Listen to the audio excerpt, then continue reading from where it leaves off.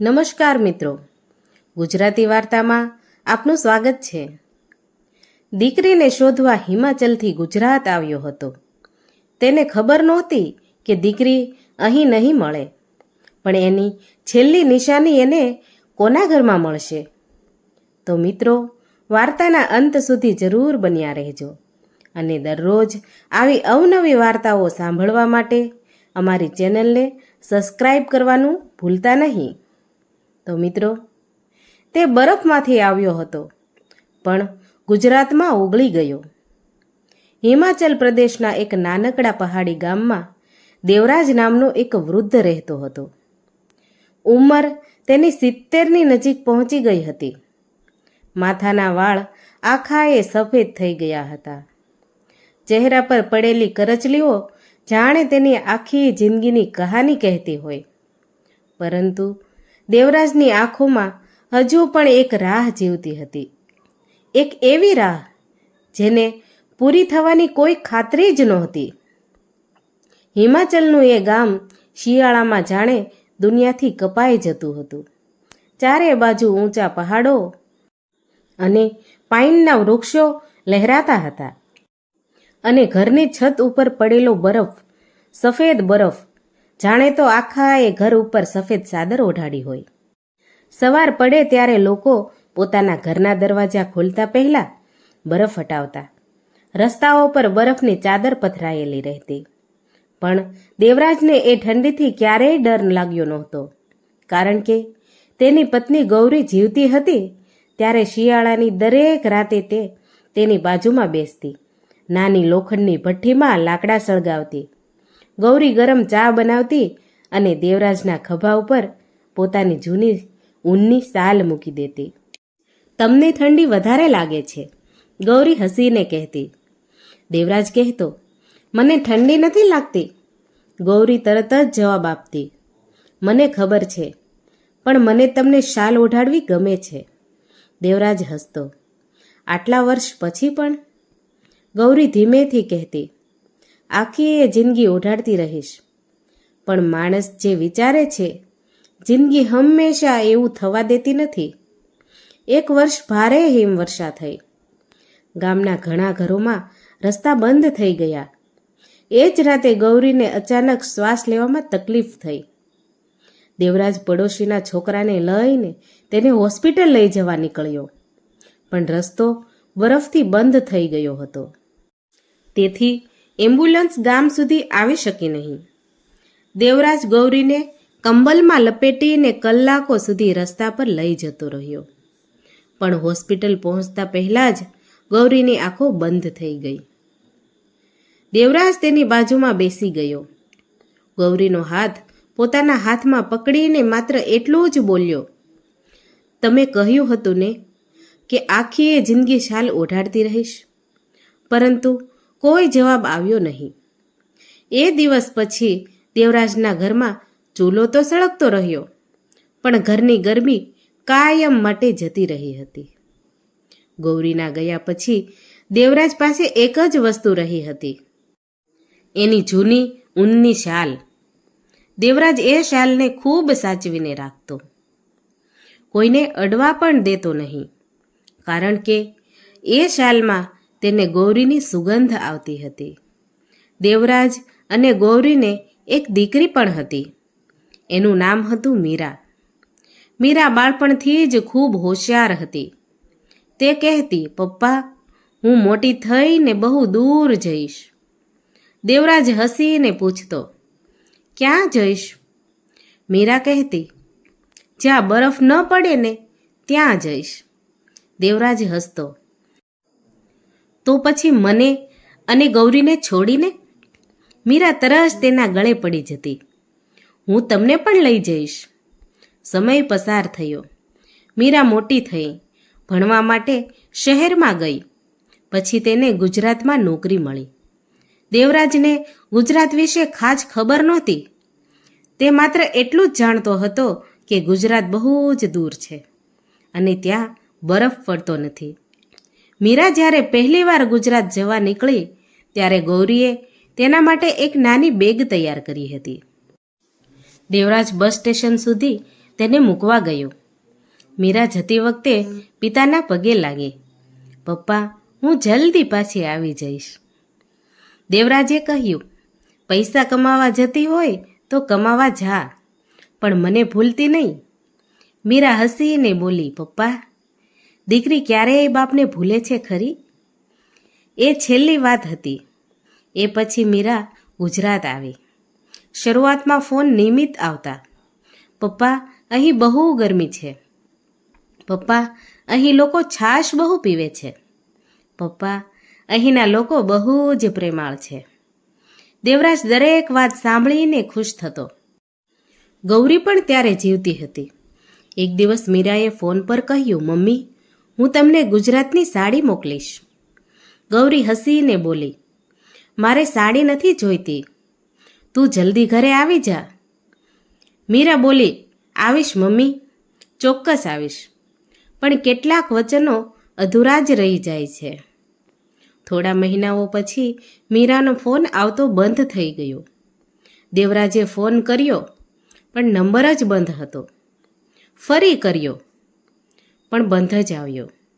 જે કંપનીમાં મીરા કામ કરતી હતી ત્યાં ફોન કર્યો. જવાબ મળ્યો કે મીરાએ તો નોકરી છોડી દીધી છે. ક્યાં ગઈ કોઈનેય ખબર નહોતી. દેવરાજે પોલીસમાં પણ જાણ કરી, કોઈ પરિણામ આવ્યું નહીં. ગૌરી રોજ દરવાજા પાસે બેસતી, આજે મારી મીરા આવશે. દેવરાજ કહેતો, આવશે, જરૂર આવશે. પણ દિવસો મહિનાઓમાં બદલાઈ ગયા અને પછી ગૌરી પણ ચાલી ગઈ. દેવરાજ હવે એકલો રહી ગયો હતો. ગૌરીના મૃત્યુના થોડા જ મહિના પછી દેવરાજે એક નિર્ણય કર્યો, હું મીરાને શોધવા ગુજરાત જઈશ. ગામના લોકોએ કહ્યું, તમારી ઉંમર થઈ ગઈ છે. દેવરાજ બોલ્યો, ઉંમર થઈ છે, બાપપણું નથી ગયું. એક જૂનું બેગ લીધું, ગૌરીની શાલ તેમાં મૂકી. મીરાનો બાળપણનો એક ફોટો લીધો અને ગુજરાત જવા નીકળી પડ્યો. ટ્રેનમાં ઘણા કલાકોનો પ્રવાસ હતો. દેવરાજ બારીમાંથી બહાર જોતો રહ્યો. પહાડો પાછળ રહી ગયા ને બરફ પાછળ રહી ગયો, અને ધીમે ધીમે જમીન ગરમ થતી ગઈ. ગુજરાતમાં ટ્રેનમાંથી ઉતરતા જ દેવરાજને ગરમીનો એવો તે ઝટકો લાગ્યો કે તે થોડીવાર ઊભો પણ રહી શક્યો નહીં. તેના શરીરને હિમાચલની ઠંડીની આદત હતી.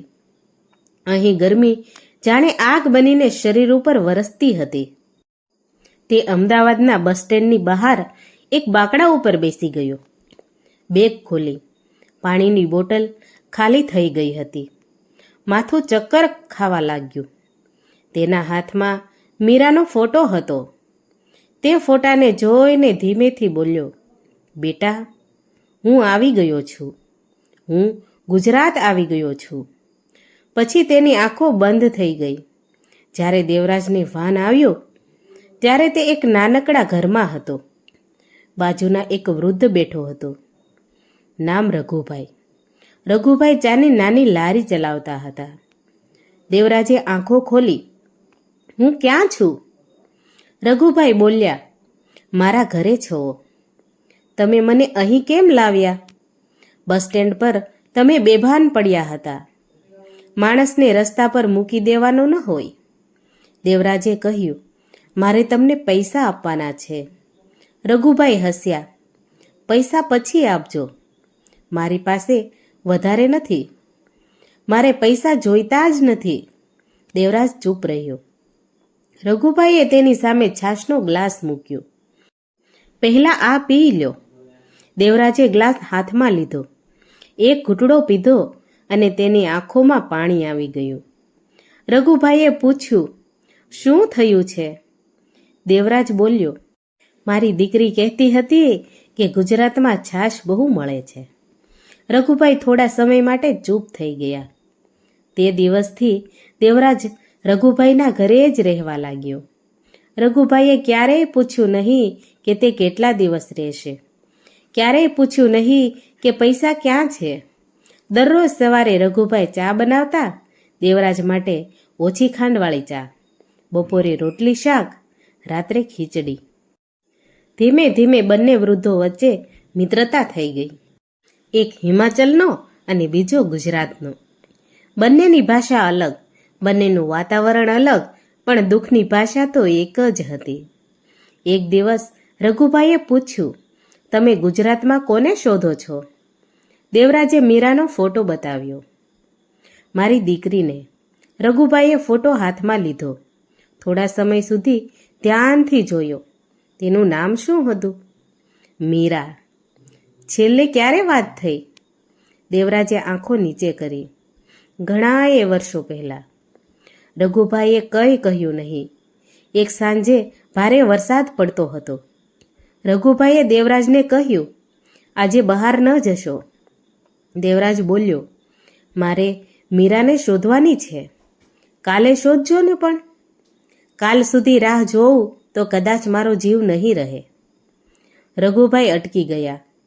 એવું કેમ બોલો છો? દેવરાજે કહ્યું, મારી પાસે હવે રાહ સિવાય કંઈ બચ્યું નથી. રઘુભાઈની આંખોમાં પણ પાણી આવી ગયું. કેટલાક દિવસો પછી દેવરાજના બેગમાંથી ગૌરીની શાલ બહાર પડી ગઈ. રઘુભાઈએ શાલ જોઈ. જૂની હતી, થોડે થોડે ફાટેલી પણ હતી, પણ ખૂબ સુંદર ઊનથી બનેલી હતી. રઘુભાઈએ શાલ હાથમાં લીધી. અચાનક તેમને ચહેરો બદલાઈ ગયો. તેઓ શાલને ખૂબ જ ધ્યાનથી જોવા લાગ્યા. દેવરાજે પૂછ્યું, શું થયું? રઘુભાઈ ધીમેથી બોલ્યા, આ શાલ ક્યાંથી આવી? મારી પત્નીની છે. તમારી પત્નીનું નામ ગૌરી છે. રઘુભાઈની આંગળીઓ ધ્રુજવા લાગી. તમારી દીકરીનું નામ મીરા છે ને? દેવરાજ ચોંકી ગયો. હા. રઘુભાઈએ શાલનો એક ખૂણો હાથમાં લીધો. ત્યાં ઊનના દોરાથી એક નાનું અક્ષર કઢાયેલું હતું, મી. દેવરાજે કહ્યું, આ મારી દીકરી મીરાના નામનું પહેલું અક્ષર છે. રઘુભાઈની આંખોમાંથી આંસુ વહેવા લાગ્યા. દેવરાજે પૂછ્યું, તમે મારી દીકરીને ઓળખો છો? રઘુભાઈએ જવાબ ન આપ્યો. થોડીવાર પછી ઊભા થયા. ઘરના એક જૂના લાકડાના કબાટ પાસે ગયા.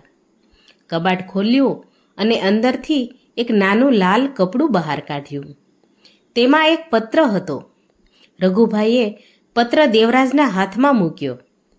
આ તમને ઘણા વર્ષ પહેલાં આપવાનો હતો. દેવરાજના હાથ ધ્રુજવા લાગ્યા. આ કોનો પત્ર છે? રઘુભાઈ બોલ્યા, તમારી દીકરી મીરાનો. દેવરાજે પત્ર ખોલ્યો. પહેલી જ લાઈન વાંચીને તેની આંખો ધૂંધળી થઈ ગઈ. પપ્પા. એટલું વાંચતા જ તેની આંગળીઓ કાપવા લાગી. તે આગળ વાંચી શક્યો નહીં. તેમણે કહ્યું, રઘુભાઈ, તમે જ વાંચી આપો ને. રઘુભાઈએ પત્ર હાથમાં લીધો, પણ તેમનો અવાજ પણ કંપી રહ્યો હતો. પત્રમાં લખ્યું હતું, પપ્પા, જો આ પત્ર તમને મળે તો કદાચ હું તમારી સામે નહીં હોઉં. મને ખબર છે કે તમે મને શોધશો, પણ પપ્પા, મારી એક વાત માનજો. મારા માટે રડશો નહીં. મને માફ કરજો કે હું ઘરે પાછી ન આવી શકે. હું ગુજરાતમાં આવી ત્યારે મને લાગ્યું હતું કે હું થોડા વર્ષ કામ કરી અને પછી તમને અને મમ્મીને અહીં બોલાવી લઈશ. પણ જીવનને કંઈક બીજું જ મંજૂર હતું. એક દિવસ હું ઓફિસમાંથી પરત આવતી હતી ત્યારે અકસ્માત થયો. મને હોસ્પિટલમાં લાવવામાં આવી. મારી પાસે ફોન હતો પણ એ તૂટી ગયો હતો. હું પપ્પાને ફોન કરવા માંગતી હતી, પણ અહીં રઘુભાઈનો અવાજ અટકી ગયો. દેવરાજે કહ્યું, આગળ તો વાંચો. રઘુભાઈએ આંખો લૂછી. પપ્પા, હોસ્પિટલમાં મને એક વૃદ્ધ માણસ મળ્યા. તેમનું નામ રઘુભાઈ હતું. એ મને પોતાની દીકરીની જેમ જ રાખતા.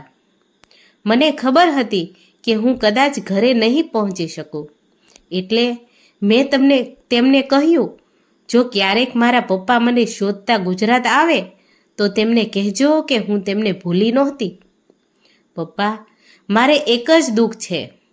મમ્મીને છેલ્લી વાર મળી ન શકી અને તમને કહી ન શકી કે મને ગુજરાતમાં પણ તમારી જ યાદ આવતી હતી. પપ્પા, મારી પાસે તમારી બાળપણની એક વાત હંમેશા હતી. જ્યારે મને શિયાળામાં ઠંડી લાગતી ત્યારે તમે મને મમ્મીની શાલમાં લપેટી દેતા. આ શાલ મેં સાચવીને રાખી છે. જો હું ન રહું તો આ શાલ તેમને આપી દેજો. હું નથી ઈચ્છતી કે મારા પપ્પા એકલા ઠંડીમાં બેસે. પપ્પા, તમે હિમાચલની ઠંડીમાં આખી જિંદગી જીવી લીધા. હવે બાકીનું જીવન ગરમ લોકો વચ્ચે જીવજો. મારા માટે નહીં, તમારા માટે. તમારી દીકરી મીરા. પત્ર પૂરો થયો. ઘરમાં લાંબો સન્નાટો છવાઈ ગયો.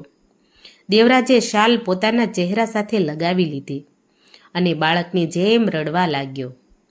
મારી દીકરી, એ શબ્દ સિવાય તેના મોઢેથી કંઈ નીકળતું જ નહોતું.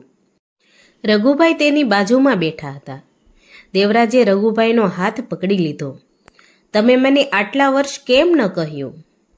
રઘુભાઈની આંખોમાંથી પણ આંસુ આવી ગયા. તમારી દીકરીએ કહ્યું હતું, તમે બહુ નબળા છો. તમને સત્ય કહેશો તો તમે તૂટી જશો. દેવરાજ બોલ્યો. હવે? રઘુભાઈએ કહ્યું.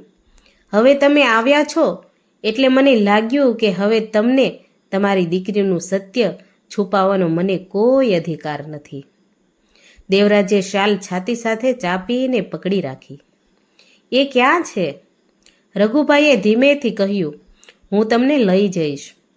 બીજા દિવસે વહેલી સવારે રઘુભાઈ દેવરાજને શહેરની બહાર એક નાનકડા સ્મશાન પાસે લઈ ગયા. દેવરાજ ધીમે ધીમે ચાલતો હતો. તેની આંખોમાં એક અજીબ શાંતિ હતી. જાણે વર્ષોથી જે શોધતો હતો તે આજે મળવાનું હતું. રઘુભાઈ એક નાનકડા વૃક્ષ પાસે અટક્યા. ત્યાં એક સાદી પથ્થરની પટ્ટી હતી. તેના ઉપર લખેલું હતું, મીરા દેવરાજ શર્મા. દેવરાજ ત્યાં જ બેસી ગયો. તેને પથ્થર ઉપર હાથ ફેરવ્યો. બેટા, થોડી વાર કંઈ બોલી શક્યો નહીં. પછી ધીમેથી બોલ્યો. તું કહેતી હતી ને કે હું તમને ગુજરાત લઈ જઈશ. આંખોમાંથી આંસુ વહેવા લાગ્યા. તું તો મને લઈ આવી બેટા, પણ તું પોતે ક્યાં ગઈ? રઘુભાઈ થોડે દૂર ઊભા હતા. દેવરાજે શાલ બહાર કાઢી. તે શાલ મીરાની સમાધિ ઉપર મૂકી. આ તારી મમ્મીની હતી. એ મને ઠંડીમાં ઓઢાડતી હતી. તું મને ગુજરાતમાં ગરમીમાં ઓઢાડવા આવી હતી. પછી તે જમીન પર માથું મૂકી રડવા લાગ્યો. એવું રડ્યો કે રઘુભાઈ પણ પોતાનું મોઢું ઢાંકીને રડવા લાગ્યા. થોડીવાર પછી દેવરાજ ઊભો થયો. રઘુભાઈએ પૂછ્યું, હવે હિમાચલ પાછા જશો? દેવરાજે દૂર જોયું. ના, નહીં જવું. પણ કેમ? મારી દીકરી અહીં છે, પણ અહીં તમારું કોણ છે? દેવરાજે રઘુભાઈ તરફ જોયું અને ધીમેથી બોલ્યો, હવે છે. રઘુભાઈ કંઈ બોલી શક્યા નહીં. દેવરાજે તેમનો હાથ પકડી લીધો.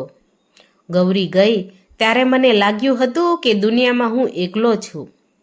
મીરા ગઈ ત્યારે લાગ્યું કે મારી જિંદગી પૂરી થઈ ગઈ. પણ ગુજરાતે મને એક વાત શીખવી છે કે ક્યારેક લોહીનો સંબંધ ન હોવા છતાં માણસનો થઈ જાય છે.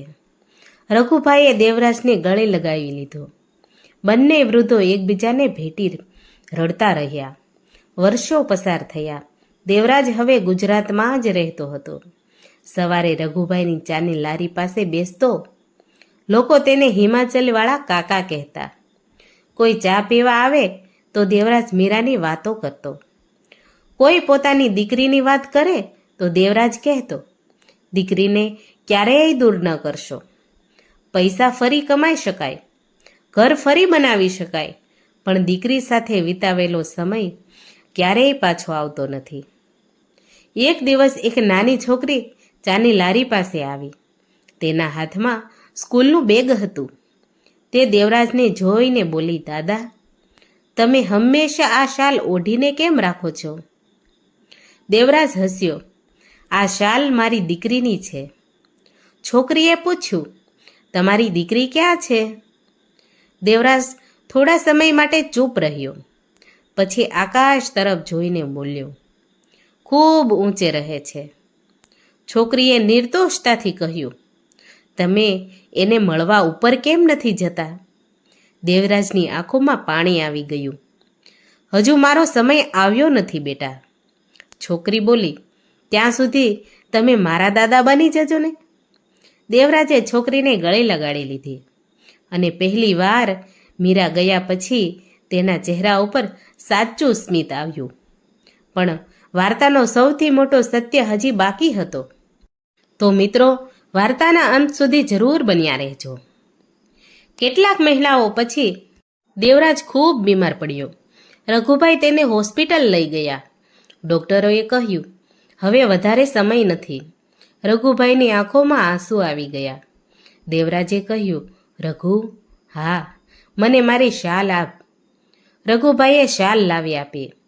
દેવરાજે તેને છાતી ઉપર મૂકી. ગૌરી મને આ શાલ ઓઢાડતી હતી. થોડા સમય પછી બોલ્યો, મીરા કહેતી હતી ને કે ગુજરાતમાં ગરમ લોકો રહે છે. રઘુભાઈ રડી પડ્યા. દેવરાજે તેમનો હાથ પકડી લીધો. તું મારો ભાઈ છે. રઘુભાઈ બોલ્યા, આવું ના બોલો. દેવરાજ હસ્યો. મારે એક કામ છે. શું કામ છે? જો ક્યારેક કોઈ હિમાચલથી ગુજરાત આવે તો તેને ક્યારેય અજાણ્યો માણસ ન માનતા. એને પાણી આપજો, છાશ આપજો, અને જો એની આંખોમાં કોઈની રાહ દેખાય ને તો એને પોતાના ઘરે લઈ જજો. રઘુભાઈ હવે રડી રહ્યા હતા. દેવરાજે આંખો બંધ કરી અને ધીમેથી બોલ્યા, હવે મને ઠંડી નથી લાગતી. રઘુભાઈએ પૂછ્યું, કેમ? દેવરાજે છેલ્લી વાર સ્મિત કર્યું. કારણ કે ગૌરીની શાલ છે. થોડીવાર પછી તેની આંગળીઓ ઢીલી પડી ગઈ અને દેવરાજ શાંત થઈ ગયો. તેના અંતિમ સંસ્કારના દિવસે રઘુભાઈએ એક વાત કરી. તેમણે દેવરાજની ગૌરીની શાલ પોતાના ખંભા ઉપર મૂકી અને મીરાની સમાધિ પાસે જઈને ઊભા રહ્યા. જાણે તે મીરા સાથે વાતો કરતા હોય. મીરા, તારો પપ્પા આવી તો ગયો, પણ થોડો મોડો આવ્યો, પણ તને મળીને ગયો છે. હવે તું ચિંતા ના કરતી. હું એને ક્યારેય એકલો નહીં પડવા દઉં. રઘુભાઈએ શાલ આંખો ઉપર મૂકી અને ધીમેથી રડતા રડતા બોલ્યા, દીકરી, તે મને જે પપ્પાની જવાબદારી આપી હતી ને, મેં એ છેલ્લી ઘડી સુધી નિભાવી. પવન ધીમેથી ફૂંકાયો. શાલનો ખૂણો હવામાં લહેરાયો અને એવું લાગ્યું જાણે કોઈ દૂરથી કહી રહ્યું હોય કે પપ્પા, હવે તમને ઠંડી નહીં લાગે. અને કદાચ આ જ વાર્તાની સૌથી મોટી વાત હતી. કોઈ માણસનું ઘર પહાડોમાં હોઈ શકે, પણ તેનું હૃદય જ્યાં કોઈ એને પોતાનું માને એ જ તેનું સાચું ઘર બની જાય છે. અને જો તમારા માતા પિતા આજે તમારી રાહ જોઈ રહ્યા હોય તો આ વાર્તા પૂરી થયા પછી તેમને એકવાર જરૂર ફોન કરજો. કારણ કે માતા પિતા રાહ જોઈ શકે છે, પણ રાહ જોવાનો સમય હંમેશા અનંત નથી હોતો. તો મિત્રો, આ વાર્તા તમારા દિલને સ્પર્શી હોય તો લાઈક કરો, સબસ્ક્રાઈબ કરો અને તમારા પરિવાર સાથે જરૂર શેર કરો. અને કોમેન્ટ બોક્સમાં તમારો રિપ્લાય જરૂર આપજો. અને જય ભોળાનાથ લખવાનું ભૂલતા નહીં.